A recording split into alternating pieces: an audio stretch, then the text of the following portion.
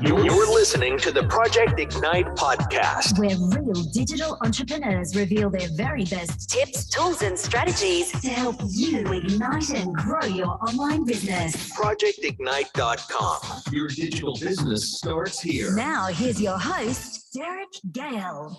Welcome to another episode of the Project Ignite podcast, where we skip the hype, we skip the BS, and bring you real actionable tips and strategies to help you grow your business and income on the internet. This is your host, Derek Gale, as always. And today we're going to be really diving into a topic that, honestly, I believe is one of the main reasons people fail as entrepreneurs, and how to get really past this success sabotaging mental obstacle. And what I'm talking about here is the fear of failure and rejection.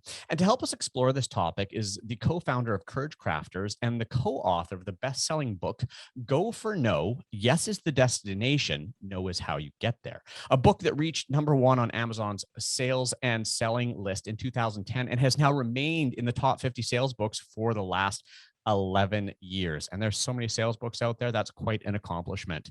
Now today, Go for No is actually a well-known methodology in the world of sales and widely recognized as one of the best programs that deal with rejection in business. And our guest today has been teaching people virtually in every business and industry how to think and feel differently about failure, rejection, and the word no to achieve their goals. So without further ado, I'd like to welcome Andrea Waltz to the show. Andrea, thank you so much for being here.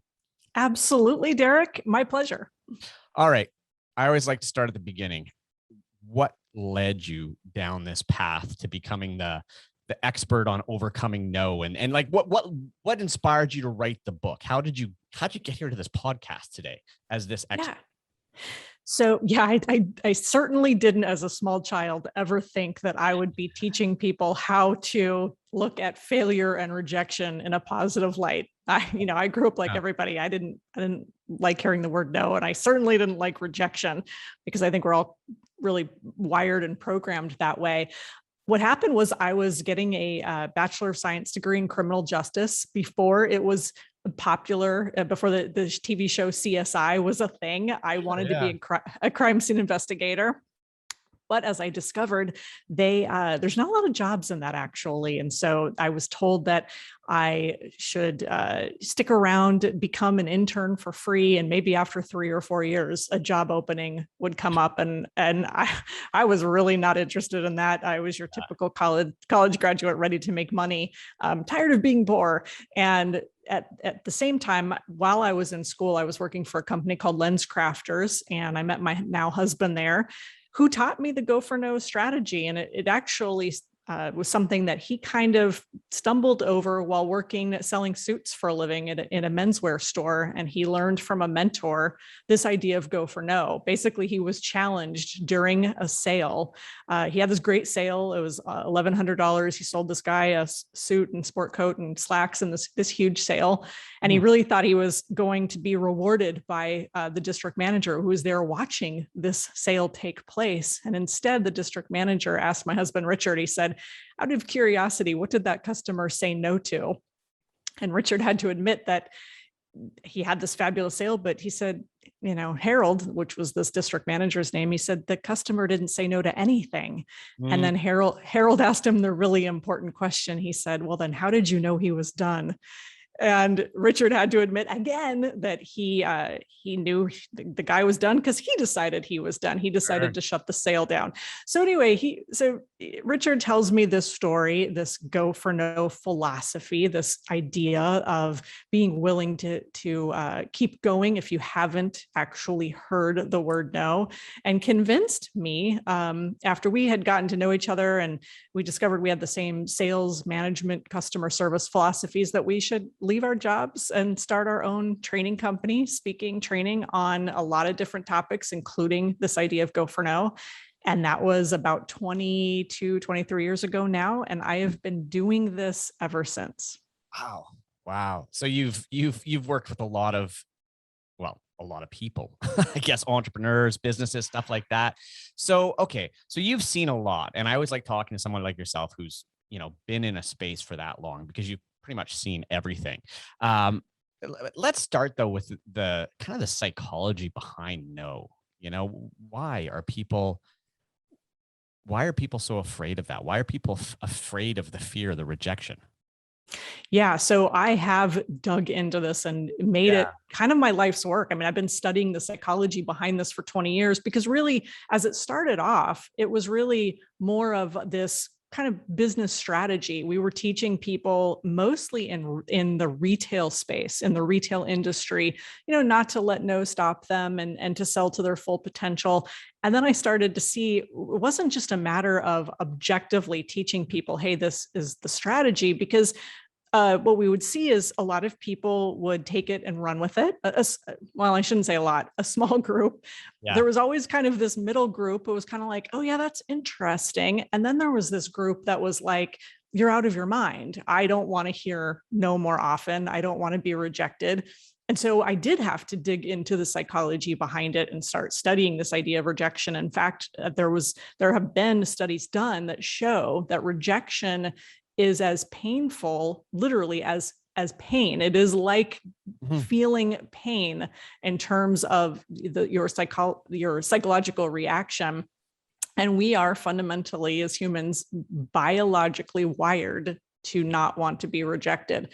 So I always tell people that you can work on your mindset, you can kind of hack your psychology. But if you are someone who, and I certainly am, who feels that little gut wrench, that little twinge, that little reaction, that physical reaction when you get especially a rejection that you really wanted, or something that was really meaningful to you, or from a person that means something to you, that's almost impossible to hack because that is built in your physiology and you're not going to get rid of it. But you can work on your mindset, which is to start thinking different thoughts about it, changing how you react to it, changing how you respond to it. And that can change your psychology.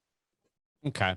So, well, let's dig deeper into that then. So how do you change that psychology? How do you, we're hardwired one way. And I would say the majority of people in the world, there's the exceptions. There's the people that are just those natural extroverted go-getters that, just keep getting back up no matter what, right? But that's not the majority. Majority of people are afraid to go for it. And just as a side note, for everybody who's listening, going, well, I'm not a salesperson. And if you're an entrepreneur, you're a salesperson, right?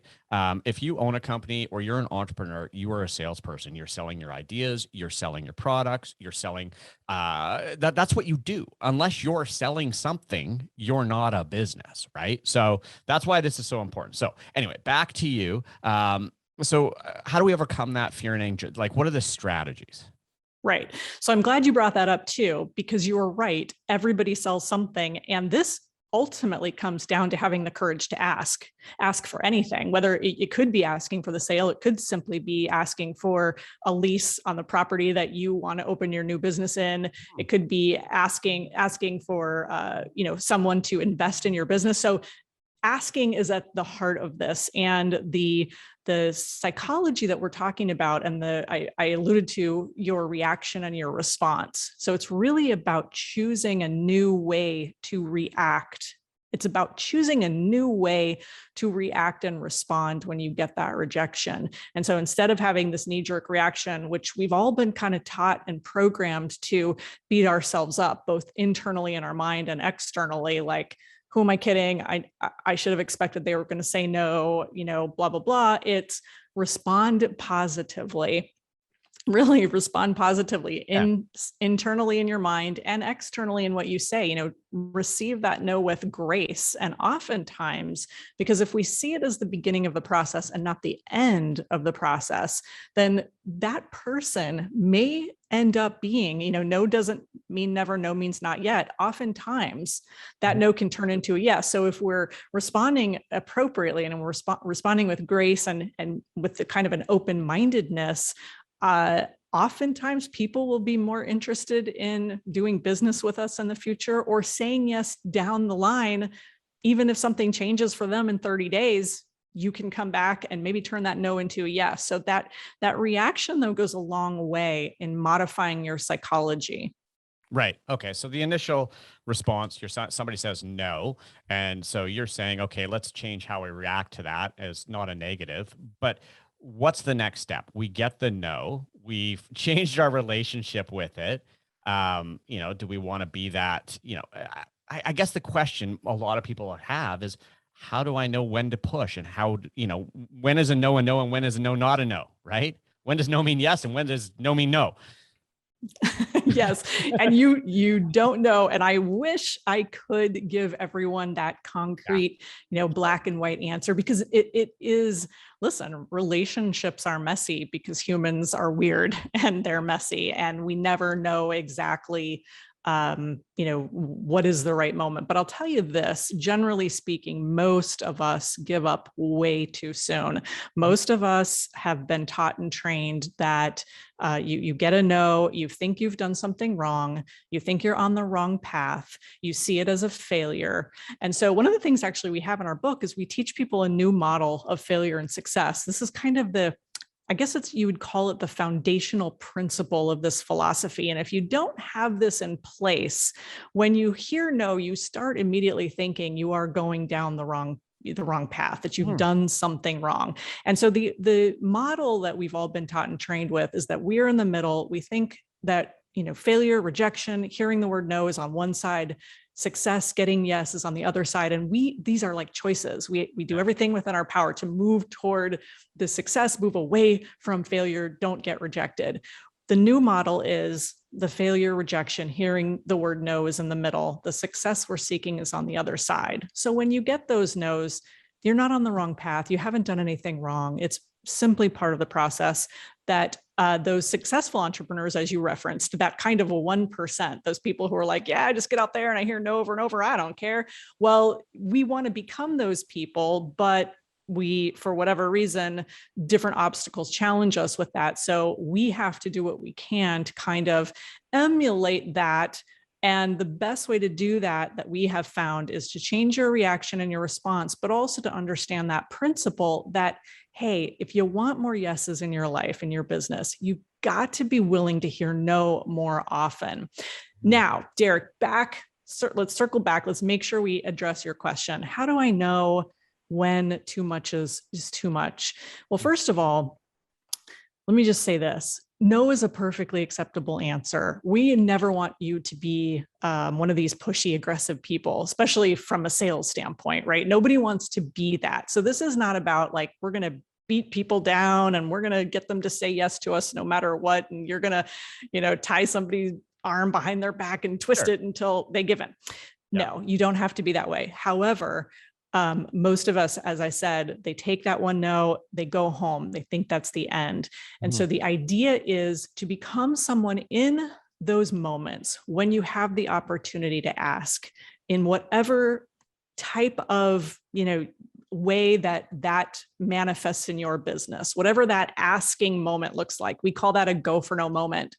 It is in that moment that you need to have the courage to ask the question and get the answer, because so many things will happen from that. One, you will get an answer, which is exactly what you want, right? You want to get either a yes or a no, which is also perfectly acceptable, because a no will lead you on your path. It will take you at least to the next step, being what's my next move? Who do I ask next? What do I try? What do I do? And also it helps you become a person of resilience. It helps you become that person who develops and builds that courage so that they can ask again tomorrow. Yeah. So, okay. So people get to the no. What you're saying is the first no, you still need to keep pushing and not walk away, but you don't want to be that salesperson that's just relentlessly annoying, because that, prevents people from returning calls eventually. And so let's step back to the no or the yes. And let's talk about it from that perspective. When you get the yes, you should now be going for the no.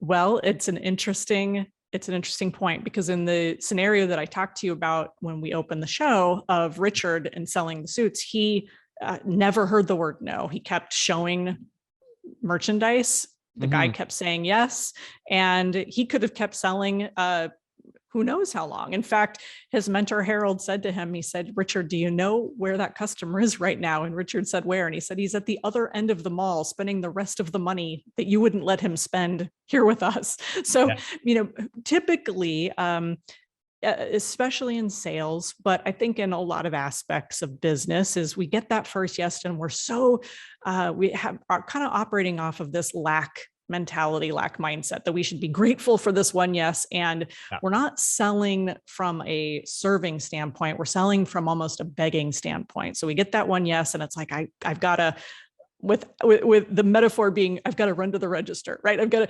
to close the sale. And I'm somehow getting away with something, as opposed to, what value can I add? What other things do I need to make sure that this person knows about that I offer, so that I can serve them at the highest level? Because ultimately, if you are in business, you should be operating with a to sell is to serve mindset. So just because you get that first yes, you're right. There might be other things that you can suggest, even qualifying that by saying, hey, it may not be for you for today, but I just want you to know XYZ. And then let that person decide for themselves whether they, that's something that they want to take advantage of. So the yes oftentimes is just the first yes, and you may hear no to other things. Right. So one of the things I just want to highlight that you said there, which I thought was really powerful, is most people are selling with a begging mindset rather than a serving mindset. And I think that's true. People feel like, oh, please, please, please, rather than, I'm helping you by, selling you a solution, something that's going to make your life better. And the more I can help you, the better. And I think when people can change that mindset, it makes selling a lot easier. I just want to, so over my 20 plus years as an entrepreneur, I've had call centers. I've even got a sales call center still for one of my businesses. And, I think this is kind of an interesting, give people hope. So some of the best call centers, if you want really strong outbound salespeople, are in Utah. And the reason why there has been such a strong, and I'm not talking about like inbound kind of like, I'm talking about people that are selling high ticket, big stuff. It is in Utah. And the reason why there's been so many successful call centers there is because there's a large Mormon population. And something that I learned, because I've had numerous salespeople that work for me that were Mormon, they can handle no very easily. And as I dug into this more and started talking to them and asking, like, why is there this so many people that are Mormon are great salespeople? And they said, well, when we're 18, we're sent out for 2 years on a mission. And we have to go door to door and go out in the streets and stuff like that. And it's some city where we don't know anybody. It's never in your hometown, and talk about our religion to people. And they face no for 2 years, every single day. Because, let's face it. Selling a religion effectively randomly on the street and door to, that's a tough thing to do, right? You're going to get no.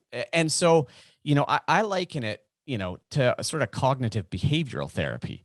Whenever you have a negative reaction to something like anxiety, and anxiety is something that, lots of people suffer from. One of the best pharmaceutical strategies to deal with that is cognitive behavioral therapy, which is repetition, repeated exposure to the events that trigger that internal reaction, that physical reaction, that mental reaction. And so, you take these kids that are 18 and send them out for 2 years, they face no's for 2 years, they can get on the phone every day and it doesn't bother them. And absolutely. Absolutely. Yeah. I have a funny story about this. So about 10 years ago, my husband and I decided that we were going to drive around the country. We did a 12,000 mile driving trip and we were going to make a documentary movie. And we did that with little flip video cameras. The iPhone really wasn't a thing. Do you remember those? Do you remember the flip cameras? Yeah, for sure. Yeah. Yeah. So we go off, we're interviewing all these different people. We have meetings all over the country, and totally randomly, we decided to go to Portland, Maine, because we had never been there. We wanted to stop off. We didn't even have an interview planned. It was more of just kind of like, okay, we're sightseeing, so let's stop here. Yeah. And we run into these two young guys who were dressed up in their suits, and they were on a mission. They were missionaries, they were Mormons, and we got to talking with them and pulled out our camera because we're like, oh my gosh, we have to talk to you guys. You guys face a lot of rejection. And they're like, oh yeah, we get thrown off the porch and people slam doors in our face. And yeah, we're just used to it. So they really, as you've said, it is cognitive behavioral therapy. They are literally numbing themselves to no. They're facing it over and over. They've learned not to take it personally. They're looking for, they're sifting through the metaphor of gold. They're sifting through the dirt. They're looking for gold. They're looking for just one person who is interested, open-minded. That's what they're looking for.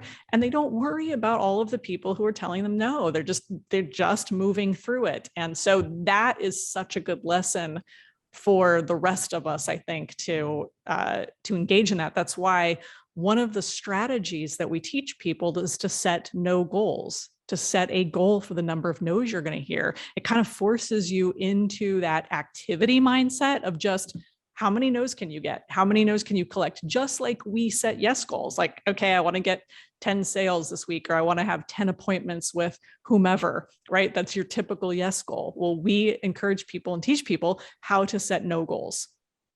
Yeah. And that's just, I love it. I love because it is the no goals. And with my sales teams and stuff like that, particularly when they're doing customer follow-ups and back-end selling, in one of my business we have, about 500 new customers a day coming into that business. And the sales team, that's outbound, they're calling and upselling, additional products and stuff like that. And it is a numbers game. And you can watch, take two equal salespeople, the one that dials the most and talks to the most people, eventually it averages and they make more money. But it's hearing that no over and over and over. And that being said, at what point, if people keep hearing no and never hear a yes, do they have to stop and go, okay, maybe something's not working? Absolutely. And that also is a requirement of any good salesperson, is you have to look at the data, right? And I agree with you that most of the time, I think in sales, people they focus on the quality, but they usually have a quantity issue. So they're always trying to practice their presentation and get it to where it's perfect. And, nobody closes 80%. Nobody closes 50%. It's like in most industries we've seen, it's somewhere between, 10 and 30%. It's very random. And eventually with enough data, you start to see patterns emerge. But this idea that I'm going to come up with the perfect presentation and I'm never going to get rejected, it doesn't exist. So the quantity has to be there. But yes, you're entirely right. That's kind of the good thing about starting off, especially when you are new to something, is making sure that your quantity is there so you get good data. It's kind of like, me coming to you and going, hi, Derek, I made 2 calls and I got no's to both of them. So I guess this business is going to fail and I don't know what I'm doing, so I'm going to quit. And you'd be like, 2 people, that doesn't tell you anything. You could just have gotten 2 bad candidates, 2, lower quality leads. How do you possibly know? You need to talk to 100 people. You need to talk to 1,000 people so you can start gathering that information and start saying, where are my gaps? Where am I getting no, right? Am I getting no early, to where as soon as I start talking about the investment, people are shutting me down? Or am I about ready to have people sign the deal and then all of a sudden they're leaving, they're ghosting me? Where are we going wrong? And that's where the analysis can happen, but it can't happen effectively if you don't have the numbers working for you, because then it's just anecdotal. And a lot of times we make faulty decisions, or come up with, beliefs that aren't rooted in numbers. We just make assumptions like, oh, well, this doesn't work because of this. No, you just haven't talked to enough people. Yeah. And that, I just want to reiterate for the listeners how important that is, because I deal with this all the time, with even with business, with sales online, where I see people, they're like, oh, this isn't working. I'm like, you drove 50 visitors to it, right? It's not statistically relevant. And so, the question then becomes, what is statistical relevancy if you're selling? And I guess I know it's always hard to put a number on it, but what would you say? Okay, if you've talked to this many people, you're going to have a pretty good idea. Is there any sort of guide you can put on that? Yeah, I think it's so subjective It in is, terms yeah. of business. Like, as somebody who sells speaking, for me, my number is a lot lower than, I should be able to talk to 100 semi-qualified companies and sell one engagement. I mean, and if the better you qualify your prospects, the better that number should be. So if I find 10 companies that are highly qualified, they have a sales force that faces a lot of rejection, and I know it and they know it, and I should be able, that should be maybe 3 out of 10, right? But then if you are just walking through a neighborhood and you're gonna try to sell people life insurance, I think it could be, right, it could be a lot higher, because you're just totally random. You're unable to qualify people.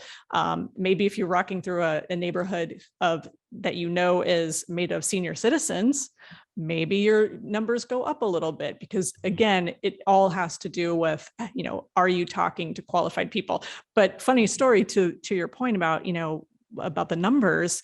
The other piece of it is, so we had a person, I'll never forget this. I don't know why this sticks in my head, but we were doing a call one time, and this guy said, yeah, he goes, I'm going for no. But nobody is saying yes to me. And I'm like, well, who are you talking to? What are you doing? He's like, I'm at the gas station. I'm approaching strangers. And I'm like, well, that's going to get you probably that's arrested. not, yeah, exactly. Not a good pool of people, Exactly. right, to pull from. And so, and also, are you in a position to where you can follow up with any of those? No. So you can't even take that invested time and make it pay off. So there's a lot of nuances to it. Sure. Yeah. And just to share a story that was probably one of my most valuable experiences. When I finished high school, and when I say finished high school, I didn't really, more got kicked out. And before I, found the internet and become an entrepreneur, I had a job, and I still, to this day, was probably one of the most valuable learning experiences I ever had. And that was selling vacuum cleaners. Yes, I was that guy, door to door in Vancouver here. And I was young, naive, and I knew nothing about selling. I came in, and it was an interesting process. They would hire 15 to 20 people at a time, right? And you'd spend 3 days training on this presentation, and then they would send you out. And they would try and generate appointments for you, but you would have to walk into someone's home. And the appointments were, so that what they would do is they would drop a little scratch and win card in, people's mail. Everybody won. And everybody won a prize, and they would call to get their prize, and they would have to, the call center would say, well, yeah, you just have to, we'll deliver the prize. You just have to sit through a 15-minute presentation on a new cleaning system, AKA a vacuum cleaner. And we had to show up, and it was difficult. And I learned more about selling and human psychology, and having doors shut in my face, having people throwing you off their property. And it was hard at the time, but I now look back on it and I go, that was probably one of the best learning experiences. I mean, that was my mission, right? If I was Mormon, that was my mission. And, I would encourage people to find ways to push themselves out of their comfort zone. And now the one question I have for you, and you've been around sales for a long time, you can, and this is something I learned. So, okay, there was probably 15 guys that started at the same time I did. We're all 18 to probably 30 years old. And they gave us all the same presentation, right? Sent everybody out. And of those 15 people, I was the only person that was able to consistently sell this vacuum cleaner. And we all had the same presentation. Now, I have a thought on this, but before I share it, I would like to get your thought. How much of selling is the presentation and the script versus the person delivering? Oh, I think it's 80% the person delivering it and 20% the script. Interesting. So why do you say that? Because so much, the script is really it's just the words. And we all know that the reason that sales works is passion, and belief and confidence, and a wide variety of other traits that I think a lot of people, and it could be kind of, you could say charisma, persuasiveness. There's all these traits, right? The thing is that those traits, and persistence, can all be learned and developed. I think most people, the problem is most people think, well, I've heard this so many times, even from people who have a business who are in sales, I can never sell. They affirm that so deeply and they like to own it. I can't be a salesperson. And really what they're saying is, I don't want to be one of those sleazy, pushy, aggressive salespeople that everybody hates. That's who they don't want to be, right? They want to be somebody who helps other people solve their problems. So it's a reframe. But so I throw it back to you, because that's just kind of my initial thoughts on that it's mindset. It is. I totally agree. I mean, it was interesting. When I went into it, I didn't have, I don't know if I had any mindset, because all I knew is I was desperate. I needed to make money, and this seemed like a way I could do it. But one of the things that I learned is, when you're selling to people, you need to connect with the people. And so, if you have a great script, but you don't connect with the people, and you deliver that script kind of, robotically, here's perfectly how it's delivered, you're never going to be really that successful. And so, I would try and build rapport, stuff like that with the people. And I think that made a difference in my ability to connect with people, right? Because, as you said, I believe too, it's probably 80% the person, but you still can learn that, right? And Yes. To the listeners here, I did that job, and I did it for a year and a half, and it was the hardest year and a half I've ever done anything. Like, it was terrible, but I was oddly pretty good at it. But even to this day, when I have to get up, and what for me is the hardest is one-on-one. Selling one-on-one, I still get that. It's whether it's a deal or, selling something, I still get that. And that's why, I actually find it, because I do a lot of speaking, and I've sold from the stage for the last 20 years, and I've sold tens of millions of dollars from the stage. I find that easier to talk to an entire audience and close something than it is to sit there one-on-one with somebody. And yeah. I mean, how do you find it? Because you've done both, I assume. Yeah, I actually am this is weird. See, I'm kind of the opposite. Yeah. But I haven't been, there's a skill set to selling to from the stage. There is a complete skill set which I do not possess. Okay. And so, if I ever took the time to learn it, it would be to really learn it. I mean, I've done it, but if you're a speaker, and there's speakers who sell from the stage and they do it poorly, I'm in that category. There's speakers that have been trained. Do you know what I'm saying? But kind of to your point about, there's a vulnerability that I think in one-on-one, and I like what you were saying about the building of rapport. And people just, I think so many times, they want to know, what do I say? Like, what are the magic words?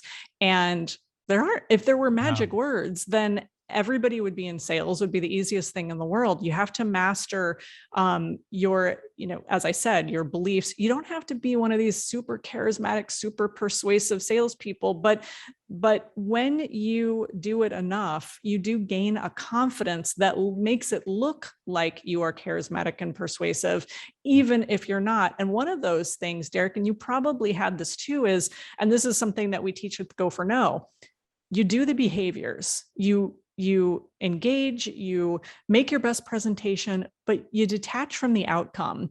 And that is one of the things that selling one-on-one can be a challenge for people, is they come across kind of nervous and desperate. Yeah. They want that deal. And I think that's, and that is and you know this to be true, if a customer senses that somebody has to make the sale, if there's any desperation, they immediately think there's something wrong with this. The intuition kicks in, and it's a disaster, and people will say no every time. And so that detachment from the outcome, that I'm just going to lay it all out here as objectively as I can, and then let you make the decision. But the key thing is, I'm going to ask you to make a decision instead of just let it drift and then hope that you're going to jump in and you're going to sell me on why you should buy. Right. So, okay. So let's talk about asking for the decision, because I think that's where a lot of people will get to that point, and then it just craps on itself, falls apart. Right. Yeah. I mean, in your coaching, they're going for the no, but I mean, that asking for the order, right? If you don't ask, you don't get. Right. How do you get people comfortable with that? Is there any specific strategies? Again, because we work with every business and every industry and I don't really refer to myself as a coach per se. We definitely offer, because when it comes to coaching, there's two kinds, right? There's skill development coaching, which is really giving somebody the words. So I always encourage people, if you're in financial services, you need to learn how to sell a financial product to someone. If you're in insurance, you need to learn the exact right words to close those words. From a mindset standpoint, so there's skill development coaching, and then there's coaching for accountability, making sure that people are achieving their no goals, making sure that they are showing up when they say they're going to show up. And so that's kind of the two pieces. I don't love doing either. So from a coaching standpoint, I do light coaching. So the answer to your question is, when it comes to asking for the sale, my advice to people, without giving them any kind of scripting guideline, because it wouldn't make sense for most people, is to keep it as absolutely simple as possible, but very, very clear on what the next step is going to be. So once you make your presentation and you are getting to that moment, it's so are you open to getting started now? Does this make sense for you? Whatever your phrase is, you've got to say it. You've got to say it. You've got to be very explicit, because if you're not, then people will drift.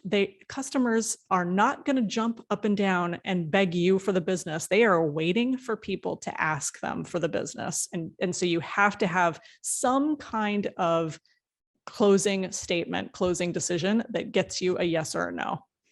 Yeah. Fantastic. All right.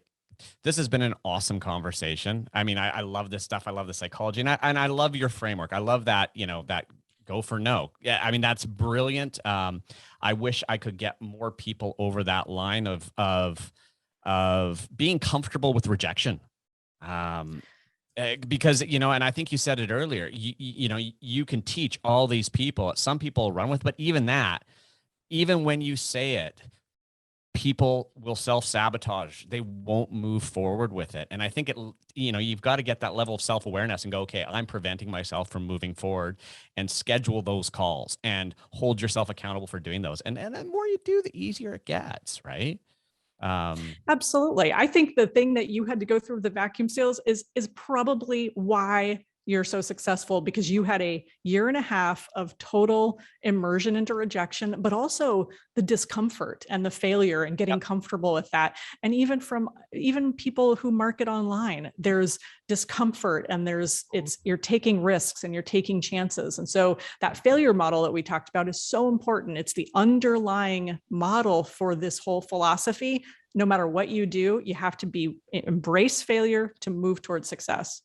Awesome. Well, that's fantastic. Now, final question is, if my listeners want to connect with you, learn more, where do they go? We are well branded, so they can go to Go for No. If you're an Amazon customer and you want to jump on Amazon and grab the book, it's a short 80-page fable, teach you the philosophy in a really fun, kind of unusual way.